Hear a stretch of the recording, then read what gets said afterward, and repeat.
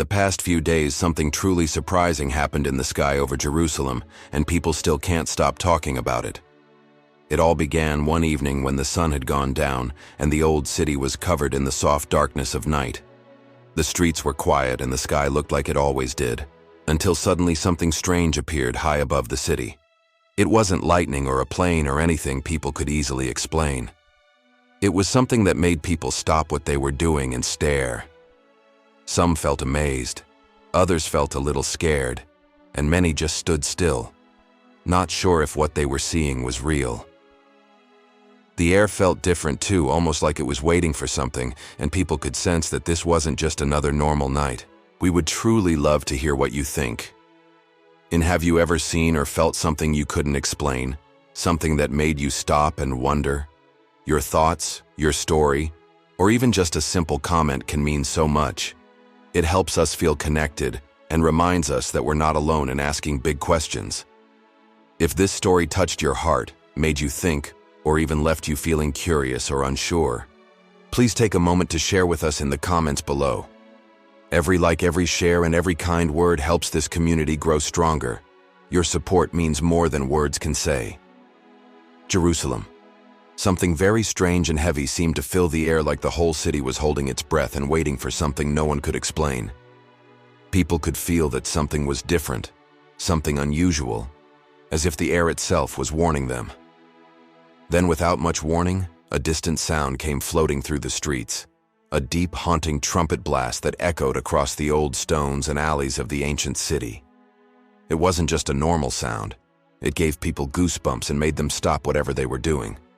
The trumpet sound slowly grew louder, and when people looked up at the sky, they saw dark clouds swirling and coming together like a storm was about to break loose.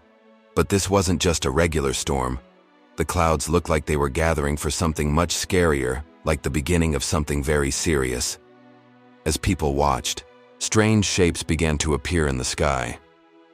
These figures looked like ghosts or spirits with empty, hollow eyes and faces that didn't look like any person. They floated slowly through the air, not walking or flying, but just drifting like they didn't belong in our world. The ground started to shake a little at first, then more strongly. People stumbled as the earth beneath them trembled. Cracks began to open in the streets. Some buildings shook their windows, rattling, and people started to panic. It felt like the very land was reacting to the ghostly beings in the sky, as if the earth itself was afraid or angry. People in the city started talking quickly, spreading stories about the strange figures, about what they saw in the darkest corners of the city, things they couldn't explain and things that made them too scared to sleep. And through all of it, the trumpet kept sounding. It was long and sad, almost like it was crying. The sound seemed to wrap around the city and sink deep into people's hearts, warning them that something bad was coming. As everything got darker and the trumpet sounds grew louder, people started to lose hope. They clung to anything they could. Rosaries, prayers, family, anything that could help them feel a little safer. But the feeling in the air made it clear that something very bad had arrived, and no one could tell how to stop it. Not long after, more than 10 million Catholics across the world reported something that changed their lives forever. It was as if a great sign had been given, a miracle in Jerusalem that touched them all. Many of them said it felt like a message coming from Jesus himself. And soon, the message came to everyone. It was said that Jesus spoke with love and strength to the world, saying that his angels would defend and protect those people who were brave enough to admit their faults, who were ready to change and ask for forgiveness. These people would be welcomed into his mercy, and they would not be forgotten. But he also said that the world would soon see many strange and amazing miracles, things that couldn't be explained by science or human thinking. These miracles would bring wonder, and they would show the beauty of faith. But right alongside the miracles, something frightening would also happen. A storm like no one had ever seen before, made not of rain or wind but of insects. As this dark storm began to move across the land, the sky started to darken. But it wasn't from clouds. It was from the insects themselves.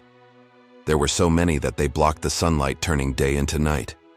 The air filled with the sound of their wings, a loud and never-ending buzzing noise that hurt people's ears and made their hearts race. The sound was everywhere, coming from above, from around, and even from the ground.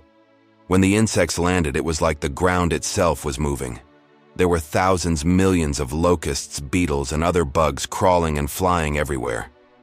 They covered fields, roads, houses, everything. They ate all the plants in the fields, leaving nothing behind.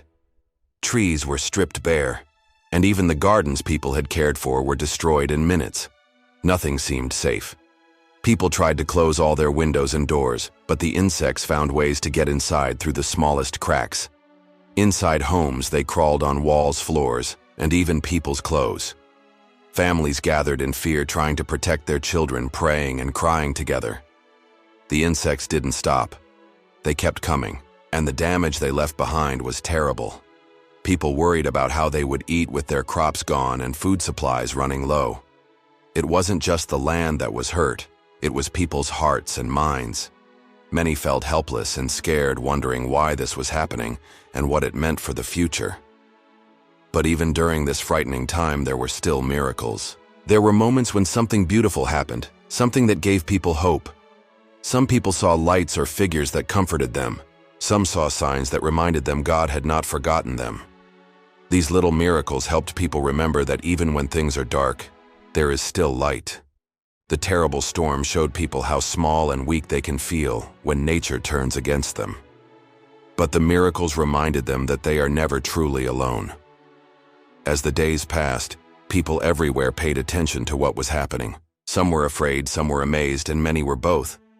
They watched the news, listened to stories, and shared what they saw and heard. These events made people think deeply about their beliefs and their lives. They started to pray more, talk to each other more kindly, and think about the things that really mattered. Some realized that even though they had heard about God's law before, they hadn't truly followed it.